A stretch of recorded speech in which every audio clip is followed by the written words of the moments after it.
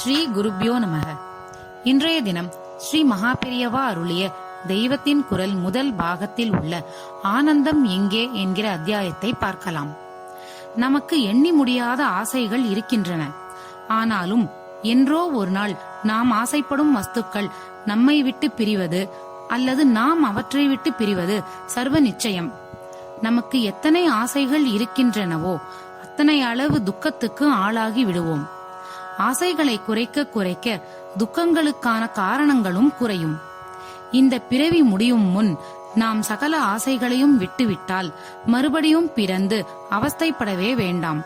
அப்படியே பரமாத்மாவில் கரைந்து ஆனந்தமாகி விடலாம்.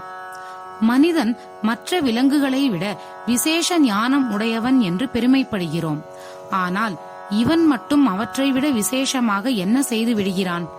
நாயும் நரியும் கரப்பான் பூச்சிகளும் கூடத்தான் சாப்பிடுகின்றன, சந்ததி விருத்தி செய்கின்றன. பொதுவாக மனிதனும் இதற்கு மேல் ஏதும் செய்வதாக தெரியவில்லை. அப்பொழுது இவனது விசேஷ ஞானத்தில் பெருமைப்பட என்ன இருக்கிறது? எல்லாவற்றிலும் பெரிய ஞானம் நிலைத்த ஆனந்தத்துக்கு வழிகண்டு கொள்வதுதான். மனிதன் இப்படிப்பட்ட நிலைத்த ஆனந்தத்தை பெறுகிறானா? நாமே ஞானமயமான ஆனந்தம் என்பதை கண்டுகொள்ள வேண்டும். வெளி வஸ்துக்களில் இருந்து நமக்கு ஆனந்தம் வரவில்லை. நம்மிடம் இருந்தேதான் ஆனந்தம் பிறக்கிறது. நமது உண்மை ஸ்வரூபமான ஆனந்தத்தை நாம் அஞ்ஞானத்தினால் மூடி மறைத்துக் கொண்டிருக்கிறோம். நம்முடையது என்று ஒன்றிடம் சம்பந்தம் வைக்கும் போதுதான் அதிலிருந்து ஆனந்தத்தை அடைகிறோம். அந்த சம்பந்தம் போய்விட்டால் ஆனந்தம் போய்விடுகிறது. உதாரணத்துக்கு, நமக்கு சொந்தமாக ஒரு வயல் இருக்கிறது என்று வைத்துக் கொள்வோம். அதில் வருஷா வருஷம் நல்ல விளைச்சல் வந்து கொண்டிருந்தால் மிகவும் சந்தோஷப்படுவோம். அதே வயலை இன்னொருத்தருக்கு ஏதோ காரணத்தினால் சாசனம் செய்து கொடுத்து விடுகிறோம். அப்பொழுது அந்த நிலத்தில் அதிகமாக விளைச்சல் வந்து கொண்டிருந்தால் மனம் சந்தோஷப்படுவதற்கு பதில் ஏக்கம் கொள்கிறது. எனது என்கிற சம்பந்தம் இருந்த மட்டும்தான் சந்தோஷம். எனது என்கிற சம்பந்தம் இல்லை என்றால் உணர்ச்சியும் மாறுகிறது.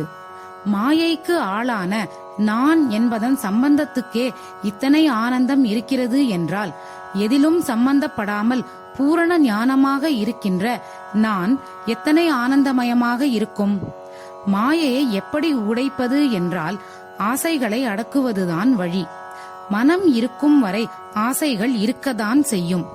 மனம் அடங்கிவிட்டால் மரண நிலையில் இருப்பது போல் சக்தியின்றி ஜடம் மாதிரி ஆகிவிடுவோம் என்று தப்பாக எண்ணக்கூடாது. மாறாக இதுதான் சகல சக்திகளுக்கும் ஆதாரமான நிலை. ஆத்ம சக்தியை சிதறச் செய்யும் எல்லா இந்திரியங்களையும் அடைத்து கொண்டு விட்டால் அப்போது சகல சக்திகளும் ஒரே இடத்தில் அமைதியாக ஆனந்தமாக கூடி நிற்கும். மிகுந்த சக்தியுடன் உலகுக்கு நல்லது செய்யலாம். ஆத்ம ஞானம் பெற்ற ரிஷிகளே இதற்கு உதாரணம். எப்படி ஆசையை அடக்குவது, எப்படி மனதை நிறுத்துவது, எப்படி நிலைத்த ஆனந்தத்தை அடைவது என்று கேட்கிறவர்கள் அந்த வேதங்கள் சொன்னபடி நடந்தாலே போதும். முடிவில் பேரானந்தம் அடையலாம். இதற்கு பரமேஸ்வரன் அனுகிரகம் செய்வாராக. இதுவே இந்த அத்தியாயத்தின் சாராம்சம். குருவே சரணம்.